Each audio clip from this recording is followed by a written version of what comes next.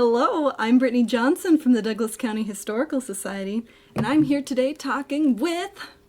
Amanda from the Runestone Museum Foundation. And today we are talking about Big Ole.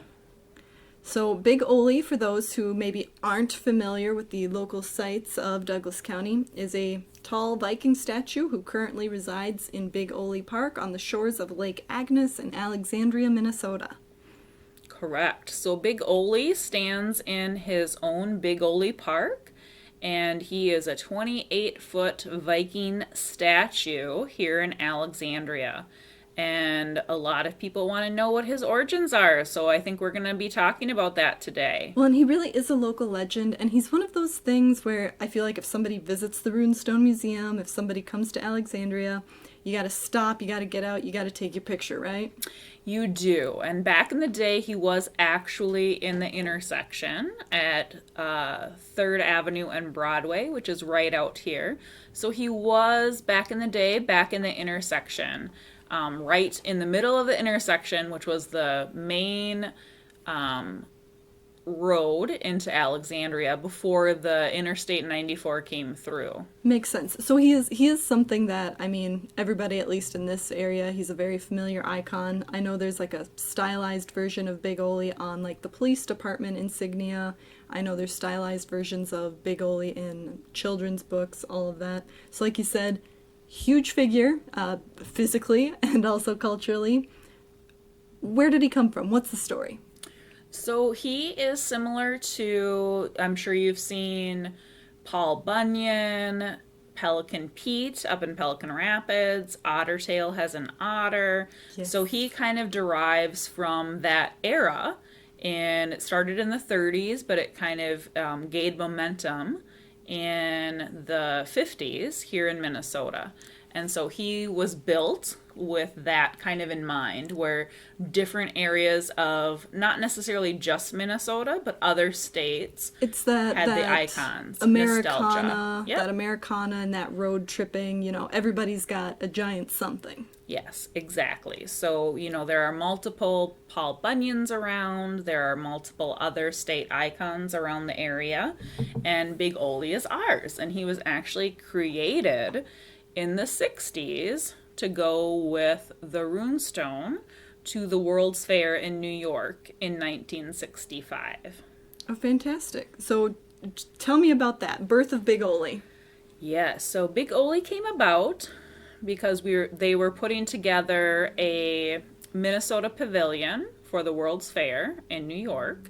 So the way that worked is like every state, or I think were there some for groups as well, kind of had their own building, their own location. So different states had different pavilions, and Minnesota was approached.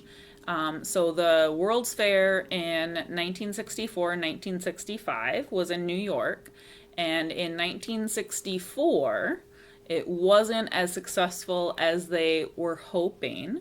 So they wanted to bulk it up for the 1965 season.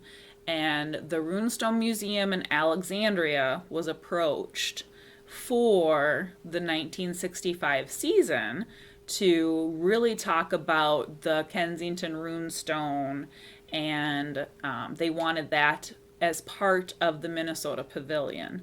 So part of this was they wanted to include this giant Viking statue as part of this Minnesota Pavilion to bulk it up for the 1965 season. Make it a little bit more of a crowd pleaser, draw people's eye as they walked by. Exactly. So they wanted the Kensington Runestone to go to the World's Fair in 1965, which it did, and they wanted to accompany it with this giant Viking statue. Makes sense. Exactly. So yeah, something outside the building, because what else would you have to advertise what's inside? And I think they also had like a Viking ship that was part of the, really digging into the theme, trying to grab people's attention, say, hey, no, wait, the Minnesota exhibit is cool. Look at our giant Viking statue. Exactly. So the bulk of the exhibit was actually a lot of sportsman type stuff, so fishing and hunting, and they really wanted to have a grab ya Ketchia content. So Sure. that's where the runestone came in and the Viking statue came in. So he was actually outside of the pavilion, which actually saw quite a few more visitors. So it was a success. It worked. The Big Ole statue was a success. So not necessarily the Minnesota pavilion where the Oh. runestone was. So unfortunately, the Minnesota pavilion actually was not very successful. It didn't see as many people as they thought, and it wasn't, in general, the 1964-1965 World's Fair was not very successful in terms of monetary measurement. But Big Ole actually had much more visitors because people would stop and take their picture in front of the Big Ole statue. There we go. From day one, the tradition begins. Exactly. So what was part of the contract was that Big Ole was going to come back to Alexandria, Minnesota, and the town would take him over after the World's Fair in 1965. And the town did end up bringing him back in this really great Viking ship trailer, and he made the long trek from New York to Minnesota, and he was erected in the middle of an intersection. Okay, so that seems like I don't want to say dangerous. Maybe it wasn't quite as dangerous in the day of a location, but I don't know of like any other towns in Minnesota now where you would have a statue in the middle of the road like that. Yeah, and actually he lived there for about 15 years or so before they finally got a stoplight. And this was the state of Minnesota who installed the stoplight and said, Alexandria, you have to move the statue because he is in the way. So it was not really a question. Alexandria had to move the statue back. So that's when he moved a little bit further north. So he was on the edge of the intersection at that point. So they did move him back to make way for this traffic light. And he was more kind of in line with the Runestone Museum's present location. Correct. Yep. So he was a little further back on Broadway Street there, which is where the Runestone Museum is located. And the Runestone Museum did take on not just the monetary responsibilities, but also the maintenance of the statue. So, like, for example, when the statue was moved, the Runestone Museum had to come up with the funds to move him. It wasn't the city of Alexandria, even though that's who was responsible for moving him. It was the museum itself. The original agreement changed, so he's kind of become like your largest artifact, you could say. Pretty much, yep. So he's one of our largest artifacts. So even though he's only 28 feet tall, our largest artifact is actually 40 feet. So, Okay. yeah, so he's one of So he's maybe our largest artifacts here at the museum. largest in your hearts, perhaps? Definitely the heaviest. So Okay, he's the about heaviest. 4 tons. So he's definitely the heaviest artifact that we have. 4 tons. Correct. He doesn't look like he would weigh that much. He is pretty heavy, and he originally was fiberglass, but because he's moved so many times, there's been like rebar and stuff that's gone inside of him that has made him a little heavier over the years. Sure. I know we talked about the move. Do you remember what year that one was? So there were a few. So he moved in the 80s when he moved, I think it was 1981 when he moved back from out of the intersection. And then he moved back again in the 90s. And that was when he moved about a half a block, which was kind of right in front of the museum. So that's when he moved then. And then he got a new paint job, so he went from gray haired to blonde hair, and his eyes were also pointedly made quote unquote friendlier. Oh no, his eyes were Changed. So apparently before this he wasn't necessarily friendly enough looking. He might have Okay. looked maybe a little more menacing, but in Scowly. 1990, yep, they made a point to change his eyes. And I should say, when he was at the World's Fair, his shield read Alexandria, birthplace of America, question mark. And when the when he came back to Alexandria, the question mark was removed, Okay. which is why his shield reads Alexandria, birthplace of America. Well, and I might have seen a concept photo, an early photo as well, that had the Minnesota birthplace of America, but that one looked more temporary in terms of paint job. Yep, he's had different renditions over the years. And I But think one thing, it's hard to put dates on him because there's been so many conventions in the Alexandria area, but he's also kind of been like a ambassador or spokesperson, I feel like I've seen in pictures. Shield kind of done up with various welcome. My favorite one is a welcome feeder pig enthusiast sign that's strapped to his shield. yeah, so they used to put different signage on the shield for Big Ole, and over the years that had taken a toll. So that's kind of gotten away from doing that so much as far as being the spokesperson. You know, much like when he was dressed up for Santa Claus. Initially, he was dressed up for Santa Claus in the 60s, as you may or may not know. I may know, but others might. Can you tell me more about the Santa? Yeah, so in the late 60s, Alexandria and some of the downtown merchants here in Alexandria, Minnesota, really wanted to promote this Christmas feel and this Christmas town. And so the idea came up to dress him up like Santa Claus. So there was a suit made that was hundreds of yards of fabric. 156 yards of fabric. Yep, and he had a bag for gifts, and he was dressed up like Santa Claus.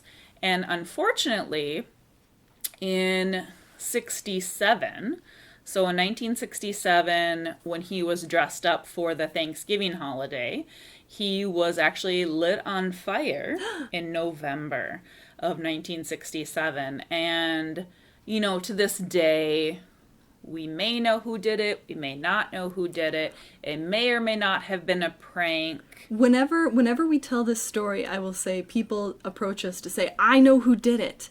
And every time it's three different names, 3 or 4 different names. So at this point, I feel like it could have been half the population of Douglas County has been implicated at some point. Yeah, so We'll never know. we'll never know who it actually was, but even if it was a prank gone bad, it couldn't have been a great prank to light something on fire. There's never a positive outcome to lighting something on fire. It's Correct. We've talked about anvil burning in another episode, and it's funny talking about a stoplight because anybody who has already listened to our Broadway episode will also know that the first automatic stop and go signal was installed on Broadway in 1926. Nice. So here it is again, a stoplight changing history on Broadway. Definitely. And so he was lit on fire in 1967, and a new suit was made, and he did go for repairs down in the Twin Cities to his original maker, and he came back painted and resealed, and he went back up with a new Santa Claus suit that year. So he was back up by, I think, December 20th or December 21st of 1967, and then he was up until 1969 was his last year. So As 1970 as Santa. They decided not to put the Santa suit on him anymore because it was very worn, and they were afraid of him getting lit on fire again because, of course, as you can imagine, very expensive to take this 28-foot statue down, haul him to the Twin Cities, have him repainted. So there are some pictures of this on our Facebook at the Runestone Museum, so you can see some pictures of him burned. Because it probably won't happen again, not just, only because of the risks to the statue itself, but because of insurance and all Exactly. So, as things, move forward or progress, you think of things like liability and all the not fun things about having to care for a statue like that. Mm-hmm. So we work with the city of Alexandria, and we maintain him and make sure that he is taken care of. This spring, we have to address some of the birds because they've been nesting up under his cape. So if you're here this spring, you can kind of look up underneath his cape and see where some of the birds have been. But we need to address that as well. So it's just, certain things that we need to take care of. And he does actually have a camera on him that is 24/7. Oh, fantastic. ALP does that? ALP does that. So Alexandria Light and Power. So that's an organization here in downtown Alexandria. And they actually have a Big Ole live webcam that you can check out. We've definitely watched it a few times in the past. When people come to visit, and we'll be like, check out the live cam. We're there now. We're waving. Like the Corn Palace in Mitchell, South Dakota? Corn Palace. Maybe. They have a similar thing where they have a live camera that faces the front of the Corn Palace. And so when I was out there with some friends, we went out on the balcony. It was raining, but we waved, and my grandma checked in on us. Very adorable.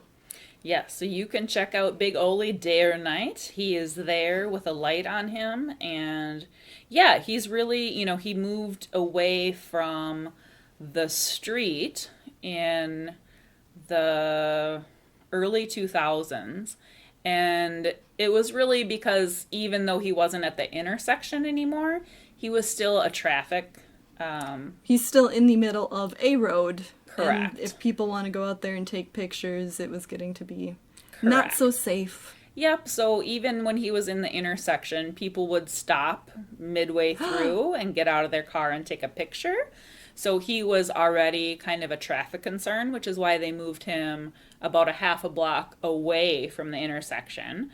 But he was still a traffic concern there, and people would hit him with their car. And so, yeah, so we still had some issues where people were running into the middle of the road and people were hitting it with the car. So that's when he went over and got his very own park soon after the railroad pulled up their tracks. Central Lakes Trail, rail to trails. Correct. So the rail trail goes through there, and now he has his own park. So it's Big Ole Park, and he's down at the park now. And there were new bathrooms built there a couple years ago. Yeah, so it's a really nice area, some nice maps down there. And it's really become an icon of Alexandria. It's right on the shore of Lake Agnes, so it's really beautiful, right on the water. We've got Rotary Pier. I know people sometimes do fishing there, but like you said, being that it's the Central Lakes Trail, it's highway and bicycle traffic, foot traffic. In the winter, it is part of the data trail, so it is snowmobile traffic as well. Mm-hmm. Big Ole, of course, is just I think also part of people's childhood. Because again, you always go, you get the pictures, you get it taken. He's a local landmark, local figure. What is the thing you tell people about Big Ole that they always seem the most surprised to learn? Most of the time it's his name. So most people think he's either Big Ole or Big Ole. So we did make a point on his sign over at Big Ole Park to pronounce his name, Big Ole, because it's definitely Scandinavian heritage.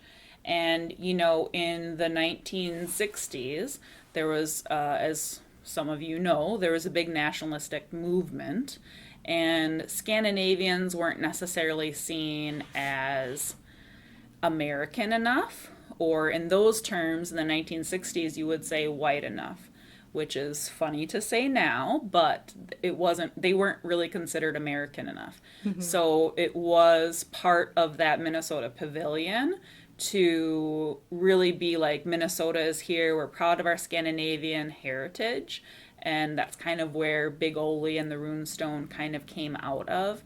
And it was also in direct competition with New York. So it was in the New York World's Fair, and they had a huge Christopher Columbus exhibit, and that was really with the Italian Americans at the time. So Minnesota was very much, so when Alexandria didn't have this idea, it was the North Star Company in Minnesota and through the World's Fair organization. So It was really kind of, they approached the Runestone Museum in Alexandria, Minnesota as representing Scandinavian heritage Minnesota. and Minnesota, and that this runestone may or may not be real, and were Vikings here before Christopher Columbus, and let's rebut this because they thought it would.